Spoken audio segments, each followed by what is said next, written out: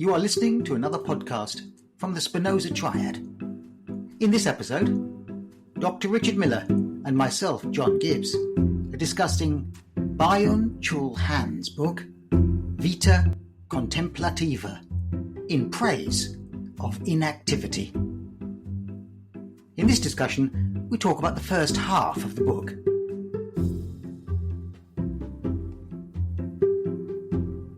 Let's talk about the first part of Vita Contemplativa by Byung-Chul Han. So, Rich, where do you want to start? Well, I reckon if we can go up to today about halfway through, we just make some remarks on it as we go. I've got a quote, John, I thought would be a good place to start. So this is out of chapter 1, Views of Inactivity. We are losing a sense of the kind of inactivity that is not an incapability, not a refusal, not just an absence of activity, but a capacity in itself. Inactivity has a logic of its own language, temporality, architecture, magnificence, even its own magic. It is not a weakness or defect, but rather an intensity, which is, however, neither seen nor acknowledged by our active and performance-driven society. Yeah, well, that's a great place to start with, Han, because in a sense, he's going to explore that idea through the rest of the book, isn't he, really? Yeah.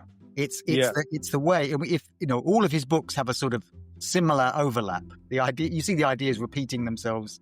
Yeah. He has a view about the nature of the data-driven, post-Enlightenment industrial world and what it's done to us. In this one, he's sort of making the case for how it's defined our time in a way which is oppressive in ways that we wouldn't have thought it was oppressive. Yeah. And this book is a kind of, it's a response to that, isn't it? A response to kind of neoliberal. Yeah, for instance, when you were reading that, I thought of the kind of polarity that not just neoliberal, but capitalism generally, or rationalism, imposes on our world. Where things have to be, a thing is something or not something. Yeah. And the opposites become very important. So it's that structuralist idea, isn't it, of the opposites? Levi-Strauss, structuralist. Yeah. And how you can look at the world and say, well, we tend to view the world as home is different to outside.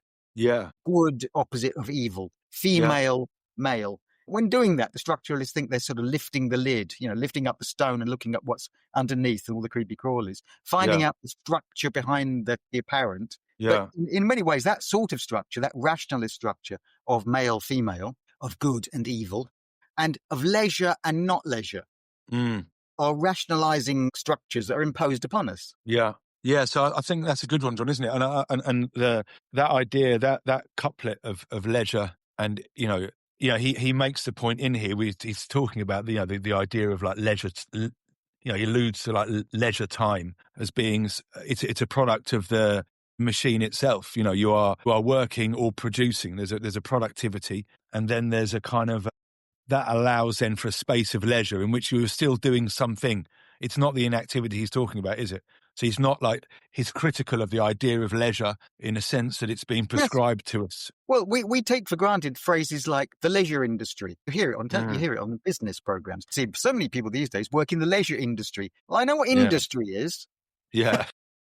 And I think I know what leisure is. So there's an industrial production of leisure, is there? There's an awful lot of people, running around, working in the leisure industries, toiling in the leisure industry, and presumably the product of the leisure industry are those people who are engaged in leisure. And leisure then is, it's a bit like, the sort of structured, the packaged holiday, the packaged leisure experience, the leisure experience in which before you set off, on day 1 you will do this, day 2 you will do this, day 3 you'll have this experience, and the leisure activities will be described as some kind of experience. There's such and such adventure, in which presumably afterwards you can measure yourself against how adventurous or experiential it was. A score from 1 to 10. Yes, 1 to 10. Oh, it was awesome. Oh, it was fantastic. And while you're doing it, you can record yourself doing it on your new mobile device. Yeah.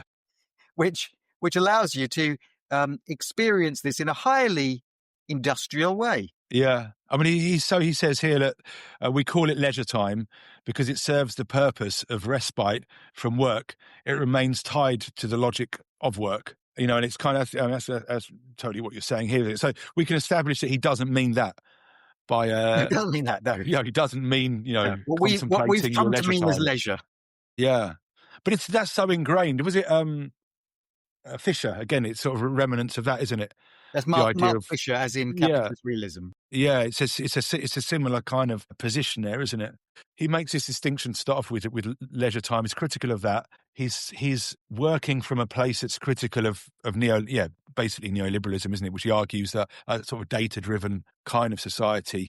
Yeah, it is. And you think, sorry. No, I was just going to say it kind of links into what's the other book we did, Burnout Society. It's kind of an extension of that, isn't it? It's an antidote to it, really. Well, how do you deal with a burnout society? Well, to me, you start to look at inactivity. I mean, he has these lovely breakdowns where he's got the politics of inactivity, the ethics of inactivity, the dialectics of inactivity. We're all sort of bits of sort of underlined working through this. Yeah, well, we've just been talking in a sense about the dialectics of inactivity, haven't we? The one that is set against the other. Yeah. Actively, leisure is defined by all sorts of things that are not work. Yeah. So you have the opposite of leisure is things like something repetitive. So now you have to go on some sort of adventure. The phrase, the adventure or the exploration holiday or the adventure park is because that's not going to be part of work. Work isn't an adventure. Work is routine. Work is logical. Work is linear. This will be a delineated kind of world where each day will be different. You'll never know what's happening next. When you see those adverts on television, come to Turkey or come to Greece. You'll never know what's going to happen next. And then there are people engaged in some sort of hysterical, hedonic delight at people throwing things at them, or some quaffing wine in slightly ways that some spills down them, and they laugh about it. This isn't the world of work. No. Yeah. I think, he mentions that idea of festival in here, doesn't he? Yes. The idea that, and he talks about, where is it? He talks about the commodification of festivals. So a festival, where was that? Well, it's the pseudo festival, isn't it? Yeah. When you have All Fool's Day back in the old days, when the jester was given license to prod the king. Yeah, and everyone could, in the Navy or the Army, they'd have these days where the officers would serve the men at their dinner or something, and you'd sit there and eat your dinner as a private, and the colonel would come round and more gravy with that soldier, and so on, and give you some gravy, and there was a little bit of license for you to go, bit more if you don't mind, sir, kind of something like that. Yeah. The rules were, but the rules were off for that day because they were there all the rest of the time. Yeah. Any other day, if you go and prod the king, he's going to have your head cut off. Yeah. In the sense that the leisure, the pseudo festival of the holiday, of the leisure, of the escape from it, is because the rest of the time you'll be managed. The rest of your life won't be like that. So it reinforces it, doesn't it? It's re-established boundary. Well, he talks about, it's his idea here as well about pure festival, like the Sabbath he talks about, where you don't do anything. All activity must cease. So he says, look, no business may be pursued. Essential to the Sabbath are inactivity and a suspense of economic life. Capitalism, by contrast, turns even the festival into a commodity. It becomes an event and a spectacle that lacks the contemplative calmness. So it's, again, that idea that, anything becomes commodified and given back to us. It's repackaged back to us, isn't it, in such a way we can enjoy it and consume. It's the idea of it's old-fashioned consumption, isn't it? Yes, yeah. You're not going to consume much by sitting contemplating. Yeah. There's a lovely episode I was thinking about. I'll mention him again later, maybe if he comes to it. But Tony Hancock, the 1970s, 1960s comedian. Yeah. There's a radio show he did, Hancock's Half Hour. And this half-hour show it starts with him sighing. And then there's more of a sigh. And he goes, oh, God, sighs again. And it's a British Sunday. And the whole episode is about the awfulness, the lingering nothingness of a British Sunday in the 1960s. Yeah. And how he doesn't, he'd done the crossword. He's eaten some gelatinous Sunday dinner. And now there's nothing on the telly and nothing to do. And I can remember that. I can remember the feeling when I was a kid of the slight sense of disappointment of Sunday. Not only because Monday followed. Yeah. So they're back to school, whatever, or back to work. But there was also the sense of all the shops are shut. Yeah. Your friends have got to go home for their dinner. There was a sort of emptiness about it. Also, my thought was, the one thing you're not doing in that world, no wonder they got rid of Sunday shop closing, and of course now Sunday's like any other day of the week, is we weren't consuming. You're not consuming. When you're at home being bored, you're not consuming.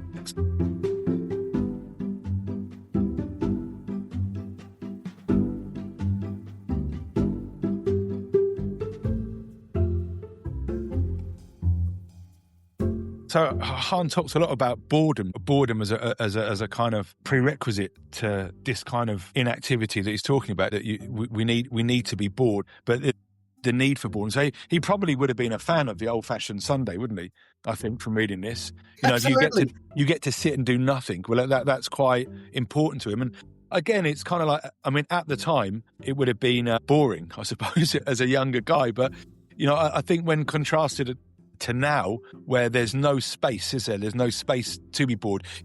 I was thinking about it the other day, to actively be inactive as he's talking. You have to turn your phone off, which for many of us is a problem. To go out and do nothing and be in your own thoughts, and he's kind of suggesting that somewhere in that nothingness, that boredom, is the kind of nucleus of what it means to be a human. Yeah, I mean, as a child, boredom in the old-fashioned Sunday was because of the parental control and rigidities of Sunday. I wasn't allowed to go out. I would have to go and visit my nan. There would be ways in which playing out was suddenly so restricted because it was Sunday. It was oddly a very, very ordered world. That's what I didn't like as a kid. But my parents, I think, valued this sort of. My dad would spend all morning reading the Sunday paper. Yeah. Having a bit of a sit. There was no expectation that he would do any DIY. That was done on the Saturday. There was no expectation to go to the shops. They were all closed. Yeah. So it was genuinely a day of something like reflection and rest. Yeah. Yeah. So, and he mentions in here just really what the narrative you're describing here, because he talks about the lack of true festival in that sense, if we're going to call Sunday in its original sense a kind of almost like a festival. I would just mention the phone and interaction and communication through phones. Would that give us our sort of festival of inactivity? And he mentions here that an epoch without the festival is an epoch without community. Today, people frequently invoke the term community, but in doing so, they refer to the commodified form of society. It does not create a we. Unbridled consumption isolates and separates people. Consumers are lonely creatures. Digital communication, too, turns out to be a form of communication without community. Social media accelerates the disintegration of community. Capitalism transforms time into a commodity. That's interesting, isn't it? So, he's saying really that you would expect, even online, is a virtual sense of festival of community, but it's not community in the sense he's meaning, or the festival is removed in the sense that he's talking there. Yeah, he uses festival quite a lot as the idea of that, of something shared and ritualistic. And I think going back again to the old-fashioned Sunday, in a sense it was, at heart, it was religious. So there were religious programs on television. There would be all the evening from about 7 o'clock till 9 o'clock on BBC. There'd be songs of praise followed by something else religious. And this diminished over the years. And finally, Sunday itself became abolished. Now, my household was not at all religious, and my dad always whinged mightily about the constant religiosity on television. But there was a shared ritual. It was the ritual of the British Sunday, mocked by Tony Hancock. Yeah. But it was something shared, was the atomized world. Yeah. Of sort of do your own leisure. Even in the same room. I watch my children play with watch the phone while they're watching the telly. Yeah. Or the family disappears to their rooms to consume their leisure in their own particular way. Yeah. Unstructured. I wonder if this. I mean, I don't know the German at all, but I wonder if there's some change. Often when you get a philosopher who's not writing in the first sense, I remember the Foucault when I first read about power and knowledge. Pouvoir savoir, to do and to know. It has a slightly different meaning to power and knowledge, doesn't it? To do, to know, to do. I don't know, we're slightly different in translation. I wonder whether or not festival in German, I mean, not that I know or have looked, but I wonder if the connotations of festival as a kind of word have slightly different meaning. Yeah, it might be close to that kind of, that cultural studies kind of idea of the carnivalesque.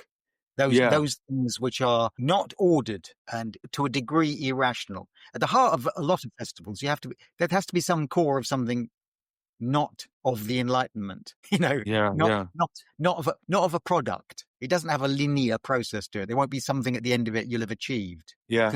You can achieve nothing. It can be purely about the aesthetic, the ornamentation, the enjoyment of the frivolity of it. The fun fair is a waste of time.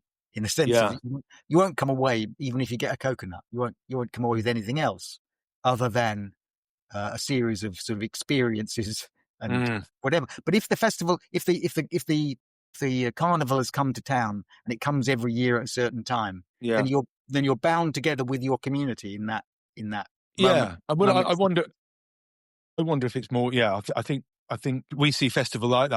I was just making a point. He introduced his festival in comparison to the Sabbath of a doing of nothing. It just seems. I would never think of it as a festival. That's not the word that jumps to mind when I think of a nothingness. I mean, he is in this book trying to get people to think about a pursuit of inactivity that has no outcome, no goal. So the I want to say the goal of the goal, but his intention is to have a person spend time with there's no outcome to it. You're not going for a walk in the woods for health reasons or for this or for that. You're literally going for the walk in the woods to appreciate the nothingness. There's no outcome meant by that. Yeah, a word he uses, which I think maybe something is lost in translation because he writes in German and we read the English translations, is luxury. He talks about luxury as something which, when I hear the word luxury, I think of some opulent, hedonistic, over the top consumption, piles of food, ridiculous. I also think of something slightly vulgar, Donald Trump's new White House interior, a sort of vulgarity, but he doesn't mean that at all. He seems to think of luxury as something simply the ability to enjoy the moment without thinking, what am I doing? What's the efficient moment here? There's a quote from Adorno, the Frankfurt School writer and so on. He says, so Adorno says, the difference between sitting on a slow train and watching the world go by from the window is a kind of luxury. Yeah. Whereas the efficient train, the fast train, gets you there really quickly, zooms you there. Yeah. You not waste any time at all. And that's a sort of metaphor for industrial society. The good news, you don't have to sit on a train anymore. You can be flashed there in a second. Quicker and quicker. So what's extracted from your life is the luxury of wasted time, as it were. Yeah, and it's that idea of he does talk about it's that idea of time, isn't it? Really, I guess how it's spent. Is it spent in the pursuit of some outcome or just for nothing? Well, it's commodified time, isn't it? Get on a train now and you can plug your laptop in. Get on a train now and it's a super fast train. It'll get you there in no time. Yeah. And you can work on the train. Good news. Excellent. Well, it's like you get a laptop, isn't it? And you realise that really this means now, you get a work laptop. On the one hand, it's like, I remember when I first got one and I was like, wow, they give you a laptop.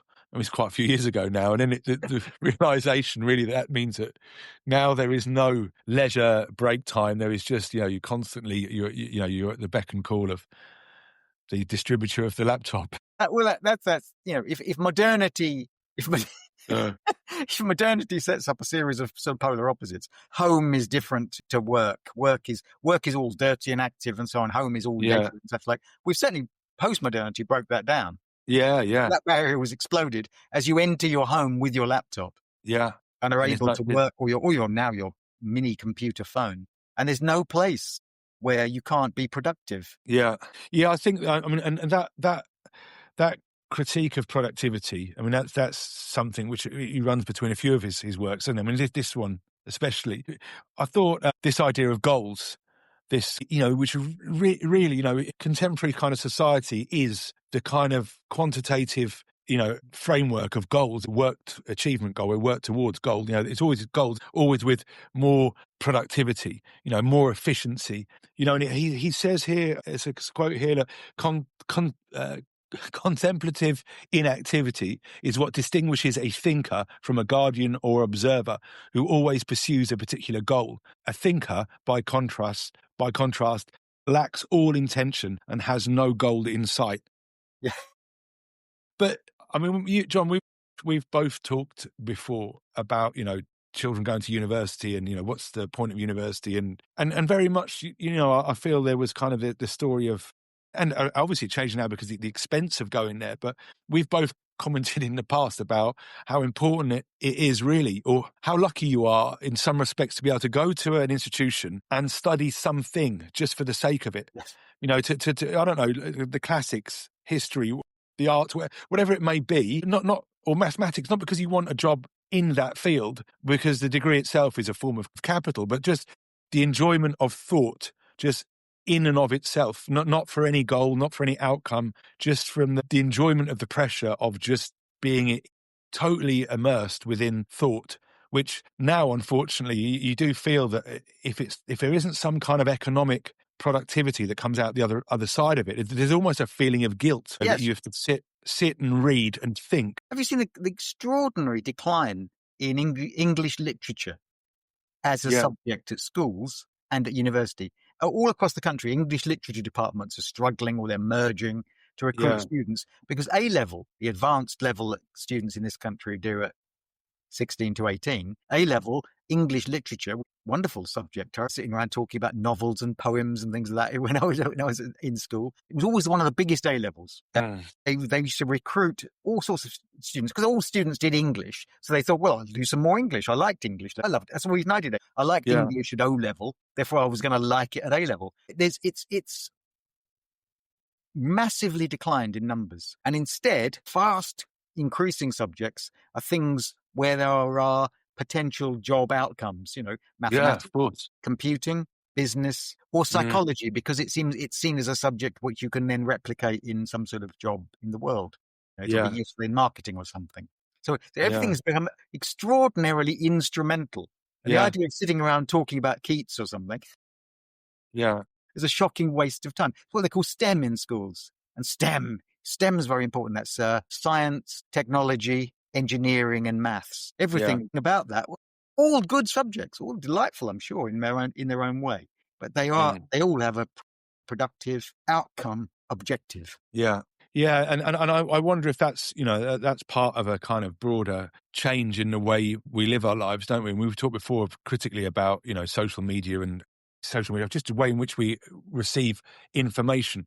Because he talks about this in here, doesn't he? He talks about AI, whatever, being nothing more than information. Because we receive so much information on a daily basis, it has to be shorter. So you end up with very short information points, which is totally the opposite of something like English literature, where you're expected to read a book, which will take quite a bit of time, think about your thoughts as you read it, and then come back and discuss it, either write about it or talk about it in a seminar group, whether that space is becoming less, and it's less valued. And clearly the results of that are apparent. You just, the inability of whatever forms of media to see nuance and texture in opinions and debates. It's really culturally gone, isn't it? Yeah, we won't pursue this thought, but in the world of flags. Let's not pursue this thought particularly, but in the world of flags and the British flag and so on and so on and so on, a healthy understanding of the complex and multiple ways in which you can interpret symbolism wouldn't be a bad thing. Yeah. Well, yeah. I mean, the decoding. Decoding. Thank you. Yeah, it's a fascinating area, and one we'll definitely we'll have to look at that one in more depth. Yeah, so he's got so in terms of boredom, you were mentioning about your boring Sundays. He talks about sleep and boredom as well. Sleep and boredom are states of inactivity. Sleep is the highest point of physical relaxation, whereas boredom is the highest point of mental relaxation.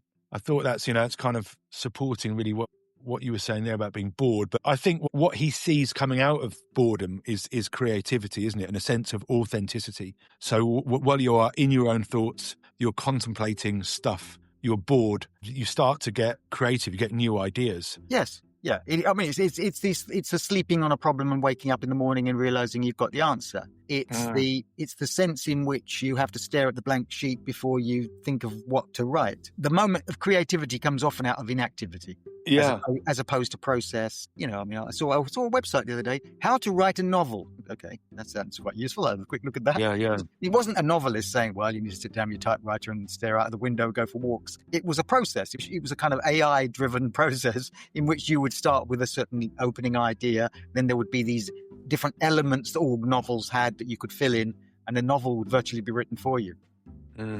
So you turn the kind of the emptiness of creativity into something full of process. Yeah. And isn't that it's similar to, I think a lot of people live a lot of lives like this, don't they? Now, you've got a phone, you've got headphones. There's a constant sort of soundtrack or noise. There's sometimes, I guess, music, but largely the idea of podcasts. Or just constant noise and things in the background, which are kind of taking up our thoughts, yes, as opposed to allowing us to have the boredom to have new thoughts of our own.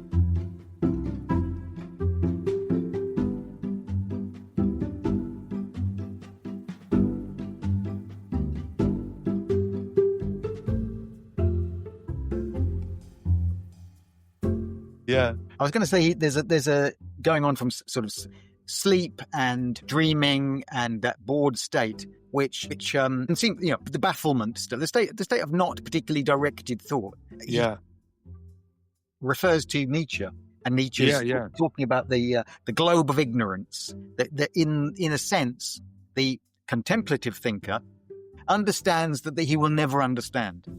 Yeah, you have to kind of immerse yourself in failure and the absolutes of failure before you can truly start to express yourself, knowing that you will never express that which you wish to express. And that lack of certainty. I mean, we are living in an age of terrible certainty. So many people these days think they're certain. I mean, the poor old Charlie Kirk, the guy that was shot in America. The one thing he had was an absolute personal certainty about the truth of what he was saying. Yeah. There was no boredom in Charlie Kirk, no inactivity. He was a dynamo of active certainty, expressing the truth as he saw it. I saw him, Charlie Kirk, interacting with a group of students, and he said to this particular student, something along the lines of, a good teacher leaves you at the end of the class knowing the truth. Well, so many ways you could object to that idea. And for a start, the easiest one is there has to be a truth which you can all agree on. And whereas a good teacher, in a sense, I think, should leave you at the end of your lecture or lesson a little bit baffled. Yeah. With so many unanswered questions, not answered questions. Yeah, I just don't, that's not the spirit of our time, though, John, is it? The Geist. I think the certainty and the facts, if you like, the facts speak the truth, is really the spirit of our age, isn't it? Like you say, the certainty you're describing there, that's on whichever kind of, I don't even want to say the political spectrum, and whichever side, because I don't know if wherever you sit nowadays, everybody's very sure and certain of themselves. Yeah, the poor young lad. Well, he was a poor young lad. He's a victim in a way. The young lad who shot Charlie Kirk was also brutally certain of what he was doing, as necessary, as legitimate in his own terms, or something of that kind. Yeah. Would think in your dreaming sleep, in your boredom, in your silence, you have to embrace the uncertainty. Yeah, which is, I think that's, I agree with what you say there about, good teachers, lecturers, or just people that you meet in your life, that really the idea of uncertainty and not knowing, and that's okay. It's if you like, the way in which you critically engage with any one thing is the importance there, isn't it? And of course that there is still truth in an objective sense, but there's a kind of wonder sorry. No, I was just saying. I just think I hadn't really thought of that. Yeah, culturally, it is the certainty is the narrative of our contemporary kind of worldview, which is again down to the massive amounts of information that we have anywhere. Yeah, and I'd just like to preface what I said there, but so a sort of radical relativism. There is no truth. Everything, your truth is as good as my truth, and so on, is only an assertion of another kind of dogmatic absolutism.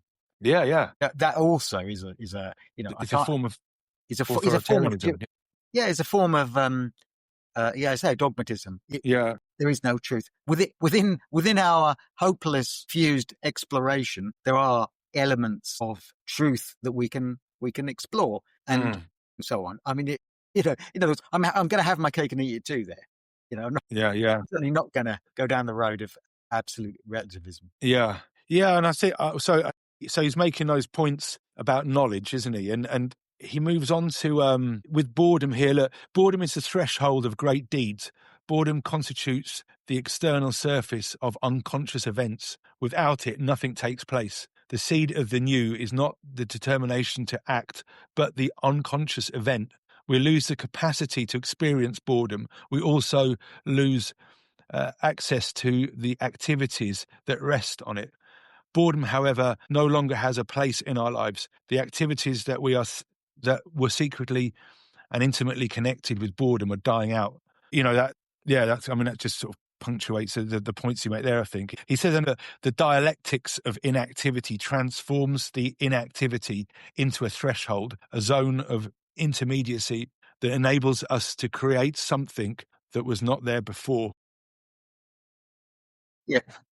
Well, that's a little bit Hegelian, that, isn't it? Yeah. Kind of the zone of uncertainty. Yeah. The zone of contestation, in which out of that conflict, out of that uncertainty comes something. I suppose I was trying to say earlier about within the world, within the contemplative world, you will produce some ideas of truth, always prefaced by an idea of the view that these could be wrong or these could be contemplative. Yeah.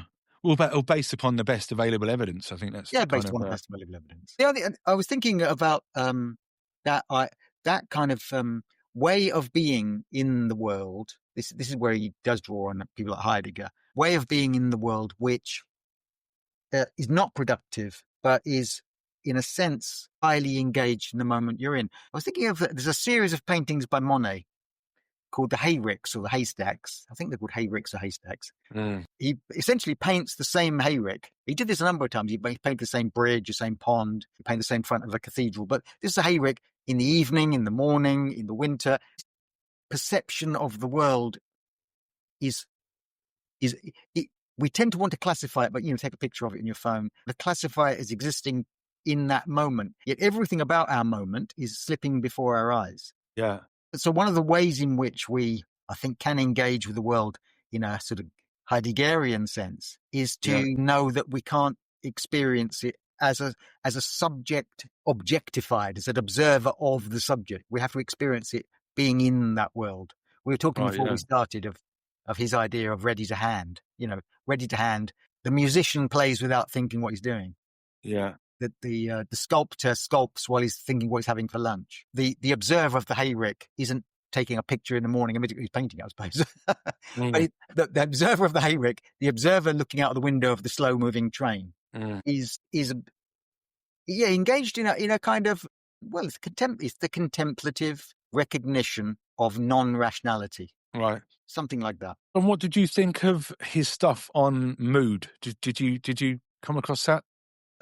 Go on, you remind me, Rich. So I thought this was interesting because I wasn't expecting him to talk about, mood in this way. Look, before I direct my attention to an object, I already find myself in a mooded world. Mood is a condition that precedes any object-related intentionality. The mood has already disclosed in every case being in the world as a whole and makes it possible, first of all, to direct oneself towards something. Mood discloses us to the space in which we encounter beings. Mood reveals being. I've never heard anyone talk about mood in that sense, that my mood, and it's so right, isn't it? Because my view of the world or my place in it is absolutely affected by the mood that I'm in. Completely, yeah. So that is a complete opposition. Not complete. Complete. I'll go to that. Complete opposition to the observer of the world in the Enlightenment sense. The Newtonian observer. Yeah. Who picks it apart, observes it, experiments on it, comes to a conclusion, hypothesizes what the world might be. To see the world in that way, to realize how you, on a daily basis, how we move through the world, we are guided by, as you say, by our animal brains, by being, it's phenomenology, isn't it? It's being, as opposed to the human experience is, well, what Heidegger would call Dasein, being in it. You can't get out of it. You can't not be in the world and stand outside of it. You have to be within it. Yeah. And that's some, as a thinker, I like the attention to those kinds of things that I hadn't thought of. On one hand, of course, it's absolutely obvious that your mood will affect that, but I hadn't ever really thought of it in that sense. He goes on to take he critiques AI on this kind of, and again, he's critical of AI. I think in a sense of it having any kind of sentience. To him, it will only ever be just information, which is, he looks at it in the same way of social media, and it holds no mood. If the basic mood is lacking, then everything is forced clatter of concepts and a mere shell of words. That's just, so you have only concepts and words without mood to give it any sense of meaning or a reality. Heidegger attempts to excavate the level of passivity in thinking. His assumption is that in its innermost core, thinking is pathos. Pathos is connected to the pachein, to suffer, endure, undergo, to be borne along by and determined by. And he says here that the very reason that AI can't suffer, suffering and enduring are conditions that no machine can realize. Contemplative inactivity in particular is alien to the machine. It knows only two states, on and off. So that's quite like an interesting critique that I haven't heard of new information technology, shall we say, like what he's basically saying is, in the end, there's no matter how sophisticated AI gets, it won't be an eating, farting, shitting machine like us.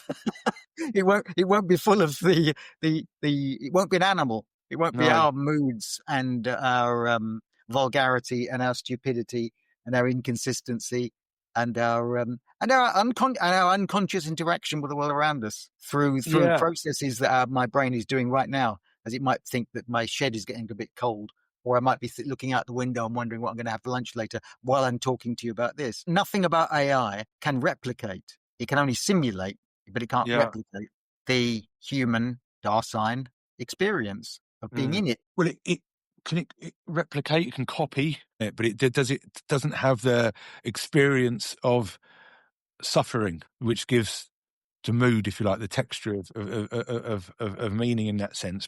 Again, we'll have to wait and see, because maybe it will. I don't know. Well, that's, in the science fiction world, you're right. There is maybe in the real world in the future, the angst-driven machine. Yeah. Well, it's in sci-fi, which is often a good precursor. I mean, he talks as well, moving through this, about wonder, a sense of wonder. You get a feeling in here that that there have to be, for Han in this book, constant states of just almost like a form of mindfulness, where you're appreciating the wonder.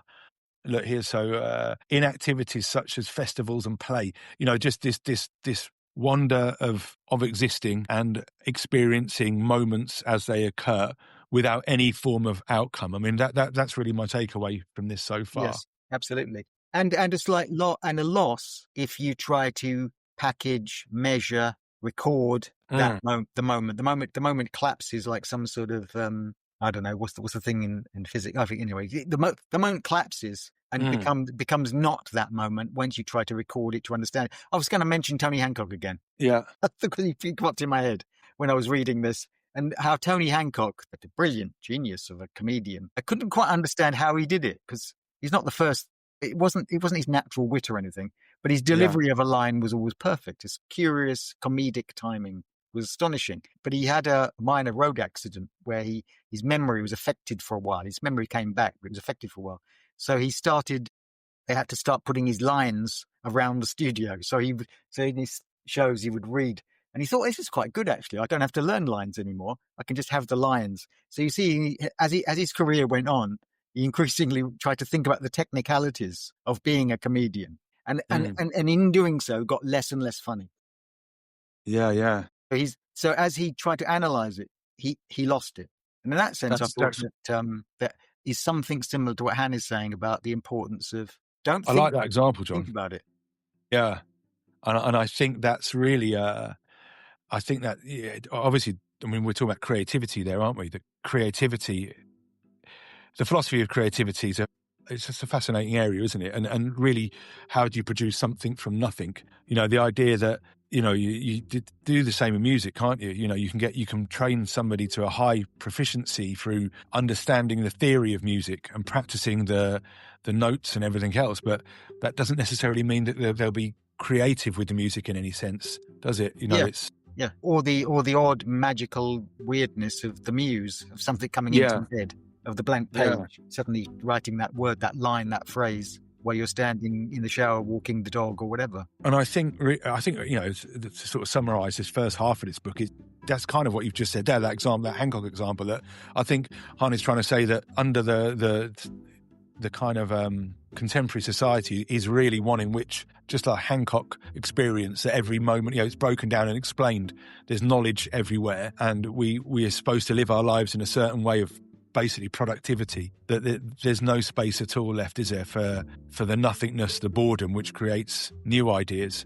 That there's no value in the space for that anymore. So it's he mentions at the end of that first half there about the ethics of inactivity, and funny enough, in that it starts to talk about nature here. But John, should we leave that? That's the first half of the book, I think. Yeah. Let's crack on with it.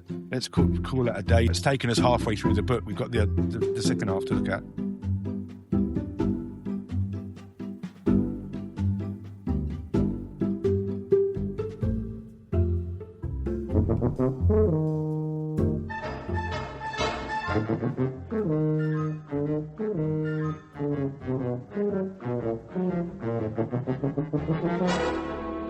We present Tony Hancock, Sidney James, Bill Kerr, Hattie Jakes, and Kenneth Williams in Hancock's Half Hour.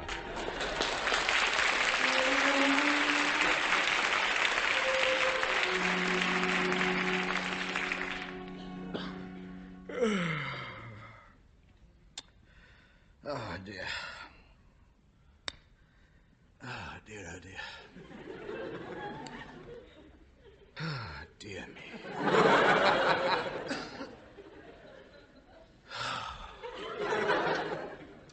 Stone me, what a life. What's the time? 2 o'clock. Is that all? Oh, dear, oh, dear. Oh, dear me. I don't know. Oh, I'm fed up. Oi. What? Why don't you shut up moaning and let me get on with the paper? Well, I'm fed up. So you just said. Well, so I am. Look, so am I fed up, and so is Bill fed up. We're all fed up, so shut up moaning and make the best of it. You sure it's only 2 o'clock? No, it's 1 minute past 2 now. 1 minute past 2. And the time drag. Oh, I do hate Sundays. I'll be glad when it's over. Drives me up the wall just sitting here looking at you lot. Every Sunday it's the same. Nowhere to go, nothing to do. Just sit here waiting for the next lot of grub to come up. Ah, dear. There must be something we can do. Bill, haven't you got any bright ideas? No. That was a waste of time asking, really, wasn't it? Oh, I'm fed up. Why don't you men go out for a walk while I wash up the dishes? Why don't you men go out for a walk? Why don't you go for a walk? Go on up it. Be one less to look at all day. You finished with that paper yet? No. Well, hurry up. I haven't seen it. I want to know what my stars say. What are you? June the 21st. What sign is that? The crab. It says, today looks like being a very exciting day. Well, good luck to him. Who is he? Arnold the Gypsy. Look at him. Spotted handkerchief round his head. Great cartwheel earrings. And a right fake if I ever saw one. The nearest he's ever been to a caravan was at the motor show. Why don't you turn it in? Oh. Oh, look! It started raining. That's all we wanted. You watch, it'll go dark in a minute. We'll have to switch the lights on. I think I'll go to bed. You've only been up an hour. That is, by the way, and nothing to do with it. I might just as well be in bed. There's nothing else to do. I wish I hadn't got up now. Your dinner wasn't worth getting up for, I'll tell you that for a start. Well, I don't know. I ate all mine. That is neither here nor there. You also ate Bill's and Sid's and mine.